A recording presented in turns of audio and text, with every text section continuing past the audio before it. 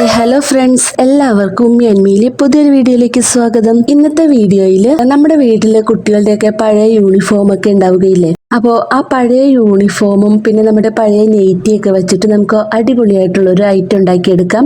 അപ്പോൾ നിങ്ങൾ ഈ വീഡിയോ സ്കിപ്പ് ചെയ്യാതെ ഫുള്ളായിട്ടൊന്ന് കാണാൻ ശ്രമിക്കണേ. വീഡിയോ കണ്ടിട്ട് നിങ്ങൾക്ക് ഇഷ്ടപ്പെടുകയാണെങ്കിൽ ഒന്ന് ലൈക്ക് ചെയ്യാനും ഷെയർ ചെയ്യാനും മറക്കരുത്. പിന്നെ സബ്സ്ക്രൈബ് ചെയ്യാതെയാണ് കാണുന്നതെങ്കിൽ നമ്മുടെ ഈ ചാനൽ ഒന്ന് സബ്സ്ക്രൈബ് ചെയ്ത് സപ്പോർട്ട് ചെയ്യാനും മറക്കരുത്. അപ്പോൾ അതെ, ഞാൻ ഇവിടെ ഒരു യൂണിഫോം എടുത്തിട്ടുണ്ട്. പഴയൊരു യൂണിഫോമാണ്. അപ്പോൾ എൻ്റെ കയ്യിൽ ഇതുപോലത്തെ യൂണിഫോമാണുള്ളത്. നമുക്കിതിൻ്റെ ഈ സ്കേർട്ട് പാർട്ട് മാത്രമാണ് ആവശ്യമുള്ളൂ. അപ്പോൾ അതെ, ഞാൻ ഈ ഒരു യൂണിഫോം എടുത്തിട്ടുണ്ട്. പിന്നെ അത് ഒരു പഴയൊരു നെയ്റ്റി എടുത്തിട്ടുണ്ട്. പിന്നെ ഞാൻ എടുത്തിരിക്കുന്നത് നമുക്ക് കളയാനൊക്കെ വച്ചിരിക്കുന്ന അരിയൊക്കെ വാങ്ങിച്ചുകൊണ്ട് വരുന്ന ചാക്കില്ലേ, ആ ഒരു അരിച്ചാക്കും ആണ് ഞാൻ ഇവിടെ എടുത്തിരിക്കുന്നത്. അപ്പൊ നമുക്ക് ഈ പാവാടയുടെ ഈ സ്കേർട്ട് പാർട്ട് മാത്രമാണ് ആവശ്യമുള്ളൂ. അപ്പൊ ഞാൻ അതൊന്ന് തയ്യൽ വിടിയിച്ചെടുക്കുകയാണ്.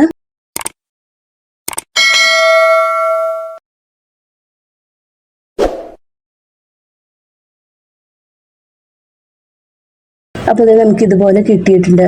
നമുക്ക് ഇതിന്റെ ഈ ഒരു സൈഡിലെ സ്റ്റിച്ചിങ്ങും കൂടെ വിടിയിച്ചെടുക്കണം. അപ്പൊ നല്ല നീളത്തില് നമുക്ക് ഈ ഒരു പാവാട കിട്ടിയിട്ടുണ്ട്. പാവാടയുടെ നീളം എന്ന് പറയുന്നത് നമുക്കൊരു 50 ഇഞ്ച് വേണം കേട്ടോ. ടോട്ടൽ നീളം എന്ന് പറഞ്ഞത് ഒരു 50 ഇഞ്ച് വേണം. പിന്നെ ഞാൻ ഇവിടെ എടുത്തിരിക്കുന്നത് ഒരു പഴയ നെയ്റ്റിയാണ്.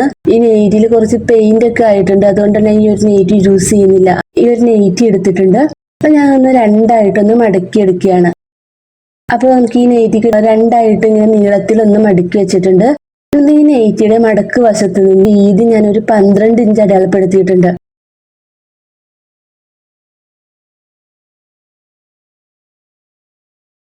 പിന്നെ ഞാൻ അതിന്റെ നീളം എടുത്തിരിക്കുന്നത് ഒരു 26 ഇഞ്ചാണ്.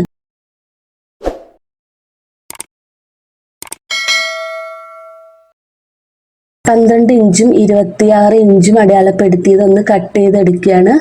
അപ്പൊ നമുക്ക് ഈ നെയ്റ്റിക്ക് 4 പാർട്ട് കിട്ടിയിട്ടുണ്ട്. മടക്കി വെച്ചിട്ടാണല്ലോ നമ്മളിത് കട്ട് ചെയ്തെടുത്തിരിക്കുന്നത്. അപ്പൊ നമുക്ക് ഇതൊന്ന് നല്ലൊരു നീളത്തിലാക്കി എടുക്കണം. അതുകൊണ്ട് തന്നെ ഈ നെയ്റ്റി നമുക്ക് ഇതുപോലെ വെച്ചിട്ടൊന്ന് സ്റ്റിച്ച് ചെയ്യണം. യൂണിഫോമിന് നല്ല നീളമുണ്ട്, പക്ഷെ നെയ്റ്റിക്ക് അത്ര നീളം കിട്ടില്ലല്ലോ. അപ്പൊ അതുകൊണ്ട് തന്നെ നമുക്ക് ഈ നെയ്റ്റി 2 പാർട്ടും കൂടി ചേർത്ത് വെച്ചിട്ട് സ്റ്റിച്ച് ചെയ്തെടുക്കണം. നല്ല വശങ്ങൾ തമ്മിൽ ചേർത്ത് വെച്ചിട്ട് നമുക്കൊന്ന് സ്റ്റിച്ച് ചെയ്തെടുക്കണം. ഇപ്പൊ ഇത് സ്റ്റിച്ച് ചെയ്തെടുത്തുകൊണ്ട് വന്നിട്ടുണ്ട്.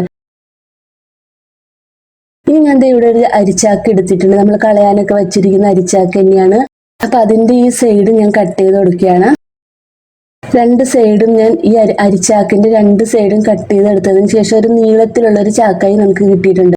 അപ്പോൾ ഈ ഒരു അരിച്ചാക്കിന്റെ നീളം നമുക്ക് ഒരു 50 ഇഞ്ച് വേണം കേട്ടോ. നമ്മൾ ആദ്യം യൂണിഫോം പാവാടയുടെ നീളം എടുത്തിരിക്കുന്നത് 50 ഇഞ്ചല്ലേ. അപ്പൊ ഒരു 2 അരിച്ചാക്കാണ് ഞാൻ ഇവിടെ എടുത്തിരിക്കുന്നത്. അപ്പൊ ആ 2 അരിച്ചാക്കും കൂടെ യോജിപ്പിച്ചിട്ട് അതിന്റെ നീളം നമുക്ക് 50 ഇഞ്ചാക്കി എടുത്തിട്ടുണ്ട്. ഇനി നമ്മൾ ആദ്യം കട്ട് ചെയ്ത് വെച്ചിരിക്കുന്ന ആ ഒരു നെയ്റ്റി എടുക്കുക. അതിന്റെ മുകളിലേക്ക് നമ്മൾ ആദ്യം കട്ട് ചെയ്ത് വെച്ചിരിക്കുന്ന യൂണിഫോം വെച്ചെടുക്കുക. അതിപ്പോ നമ്മൾ യൂണിഫോം 4 ആക്കിയാണ് മടക്കി വെച്ചിരിക്കുന്നത്. യൂണിഫോമിന്റെ വീതിയും 12 ഇഞ്ച് വേണം.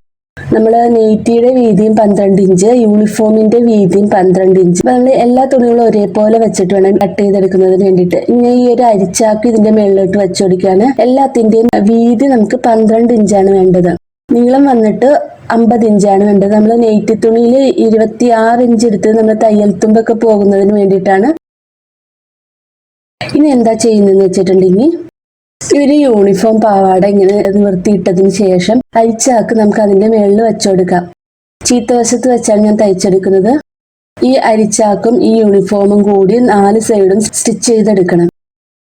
അപ്പൊ തന്നെ ഞാൻ ഇവിടെ സ്റ്റിച്ച് ചെയ്ത് കൊണ്ടുവന്നിട്ടുണ്ട്. സ്റ്റിച്ചിങ് ഒന്നും ഞാൻ കാണിക്കുന്നില്ല, വീഡിയോ ലെങ്ത് കൂടിപ്പോകും. അപ്പൊ ഇത് 4 സൈഡും ഞാൻ അരിച്ചാക്കും യൂണിഫോമും കൂടി തയ്ച്ചെടുത്തിട്ടുണ്ട്. ഇനി നമുക്ക് ഇതിന്റെ മുകളിലേക്ക് നമ്മൾ ആ വെട്ടി വെച്ചിരിക്കുന്ന നെയ്റ്റി തുണിയില്ലേ, അത് നമുക്ക് വെച്ചു കൊടുക്കാം. നെയ്റ്റി തുണിയുടെ നല്ല വശം വെച്ചു കൊടുക്കണം. നമുക്ക് ഇതിന്റെ 3 സൈഡ് തയ്ച്ചു കൊടുക്കണം. ഒരു സൈഡ് ഓപ്പൺ ആക്കി ഇടണം. അപ്പൊ നമ്മൾ 3 സൈഡ് തയ്ച്ചതിന് ശേഷം ഈ ഒരു മുകൾ ഭാഗത്തെ ഈ ഒരു സൈഡ് ഓപ്പൺ ആക്കി എടുത്തിരിക്കുകയാണ്. നമുക്കിത് തിരിച്ചെടുക്കാം. ഇപ്പൊ തന്നെ ഇത് തിരിച്ചെടുത്തുകൊണ്ട് വന്നിട്ടുണ്ട്. ഇനി എന്താ ചെയ്യുന്നതെന്ന് വെച്ചാൽ നമ്മൾ മുകൾ ഭാഗത്ത് ഓപ്പൺ ആക്കിയിട്ടിരുന്നില്ലേ, ആ ഒരു സൈഡ് ഇതേപോലെ മടക്കി അടിച്ചു കൊടുക്കണം. 2 സൈഡ് ഉള്ളിലേക്ക് വെച്ചതിന് ശേഷം ഇതുപോലെ ഒന്ന് മടക്കി അടിച്ചു കൊടുക്കാം. അപ്പൊ ഞാൻ അടിച്ചു കൊടുത്തുകൊണ്ട് വന്നിട്ടുണ്ട്. നമുക്ക് ഇതിന്റെ ഈ ഒരു സൈഡുകളൊക്കെ ഒന്ന് പതിച്ചടിച്ചു കൊടുക്കണമെങ്കിൽ അങ്ങനെയും ചെയ്തെടുക്കാം. 4 സൈഡും ഇതേപോലെ പതിച്ചടിച്ചെടുത്തിട്ടുണ്ട്. ഇനി എന്താ ചെയ്യുന്നതെന്ന് വെച്ചാൽ ഇതൊന്ന് രണ്ടായിട്ടൊന്ന് മടക്കിയെടുക്കാം. രണ്ടായിട്ട് മടക്കിയതിന്റെ ആ ഒരു സെന്ററിൽ അവിടെ ഒന്ന് നമുക്കൊരു അടയാളപ്പെടുത്തി കൊടുക്കാം. ആ ഒരു സെന്ററിൽ നമുക്ക് ചോക്ക് വെച്ചിട്ട് ഒന്ന് മാർക്ക് ചെയ്ത് കൊടുക്കണം. ഇനി ഇത് ഒന്നുകൂടി നമുക്കൊന്ന് മടക്കി കൊടുക്കാം. രണ്ടായിട്ട് മടക്കി വീണ്ടും ഒന്നുകൂടി ഒന്ന് മടക്കാം. അപ്പൊ ഇത് 4 ഭാഗമായിട്ട് കിട്ടിയിട്ടുണ്ട്. ഈ ഒരു മടക്കിൽ നമുക്കൊരു മാർക്കിംഗ് കൊടുക്കണം. ഇതുപോലെ ഒന്ന് മാർക്ക് ചെയ്ത് കൊടുക്കാം. അപ്പൊ നമുക്ക് ഇത് 4 ഭാഗമായിട്ട് കിട്ടിയിട്ടുണ്ട്. നമുക്ക് ഇതിന്റെ ഒന്ന് അളവ് എടുത്ത് നോക്കാം. നമുക്കിത് അളന്ന് വരുമ്പോൾ നമുക്ക് 13 ഇഞ്ചാണ് കിട്ടിയിരിക്കുന്നത്. ഇനി നമ്മൾ ആദ്യം കട്ട് ചെയ്ത യൂണിഫോമിൽ നിന്ന് ബാക്കിയുള്ള ഒരു പീസ് എടുക്കാം. അതിനകത്ത് നമുക്ക് 13 ഇഞ്ച് നീളത്തിലും 13 ഇഞ്ച് വീതിയിലും 2 തുണി കട്ട് ചെയ്തെടുക്കണം. അപ്പൊ അത് ഞാൻ ഇവിടെ 13 ഇഞ്ച് നീളത്തിലും 13 ഇഞ്ച് വീതിയിലുള്ള 2 തുണി കട്ട് ചെയ്ത് എടുത്തിട്ടുണ്ട്. നമുക്ക് ഇതിന്റെ മേളിലേക്ക് കുറച്ച് കട്ടിയായിട്ട് കിട്ടുന്നതിന് വേണ്ടിയിട്ട് നമ്മുടെ അരിച്ചാക്ക് വെച്ചിട്ട് ഒന്ന് സ്റ്റിച്ച് ചെയ്ത് കൊടുക്കാം. നമുക്ക് വേണമെന്നുണ്ടെങ്കിൽ ഒരു തുണിയും കൂടി ഇതിന്റെ മേളിൽ അരിച്ചാക്ക് കാണാത്ത വിധത്തിൽ ഒരു തുണിയും കൂടി നമുക്ക് ഇതുപോലെ സ്റ്റിച്ച് ചെയ്തെടുക്കാം. ഞാൻ ആദ്യം സ്റ്റിച്ച് ചെയ്യാൻ മറന്നുപോയി, പിന്നെ ഒന്നുകൂടി സ്റ്റിച്ച് ചെയ്ത് എടുത്തിട്ടുണ്ടായിരുന്നു.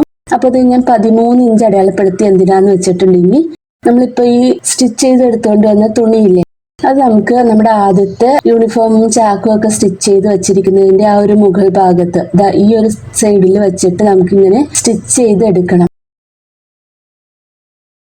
അപ്പൊ സ്റ്റിച്ച് ചെയ്ത് വരുമ്പോൾ ഇതുപോലെ ഇരിക്കും. മുകൾ ഭാഗത്ത് വെച്ച് താഴത്തേക്കാണ് തയ്ച്ചെടുക്കേണ്ടത്.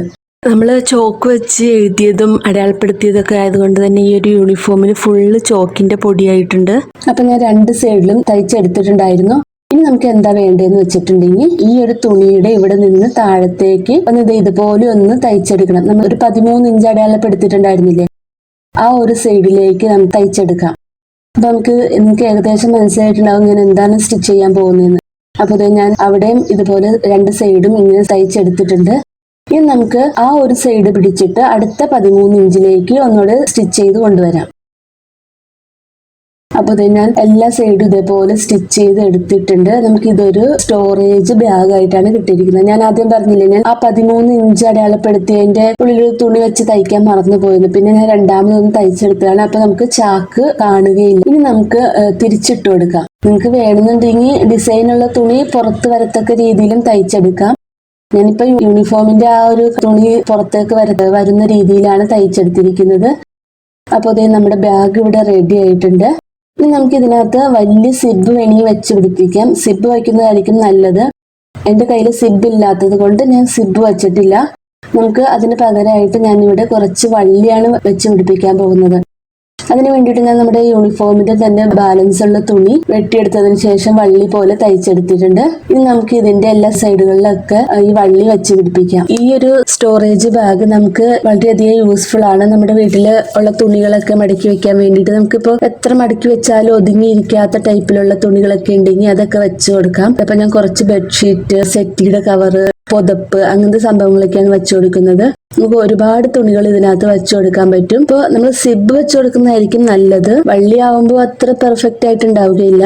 ഡ്രസ്സുകൾ തന്നെ വെച്ചു കൊടുക്കണമെന്നൊന്നുമില്ല. നമ്മുടെ കുട്ടികളുടെ കളിപ്പാട്ടങ്ങളോ നമുക്ക് എന്തായാലും അലമാരയിലൊക്കെ ഒതുങ്ങാത്ത സംഭവങ്ങളോ വലിച്ചു വാരിയിടുന്ന സംഭവങ്ങളൊക്കെ എടുത്തു വെക്കാൻ പറ്റുന്ന ഒരു അടിപൊളി സ്റ്റോറേജ് ബാഗാണിത്. നമ്മുടെ വീട്ടിലെ കുട്ടികളുടെ പഴയ യൂണിഫോമും നെയ്റ്റിയും പഴയ ചാക്കൊക്കെ ഉപയോഗിച്ചിട്ടാണ് ഞാൻ ഇത് ഉണ്ടാക്കിയെടുത്തിരിക്കുന്നത്. അപ്പോൾ നിങ്ങൾക്ക് ഈ ഒരു വീഡിയോ യൂസ്ഫുൾ ആയി എന്ന് വിചാരിക്കുന്നു. യൂസ്ഫുൾ ആയി എങ്കിൽ നമ്മുടെ വീഡിയോ ഒന്ന് ലൈക്ക് ചെയ്യാനും ഷെയർ ചെയ്യാനും മറക്കരുത്. പിന്നെ സബ്സ്ക്രൈബ് ചെയ്യാതെ കാണുന്നവരാണെങ്കിൽ നമ്മുടെ ചാനൽ ഒന്ന് സബ്സ്ക്രൈബ് ചെയ്ത് സപ്പോർട്ട് ചെയ്യാം. അടുത്ത നല്ലൊരു വീഡിയോ ആയിട്ട് വരുന്നത് വരേക്കും എല്ലാവർക്കും ബൈ. Thank you.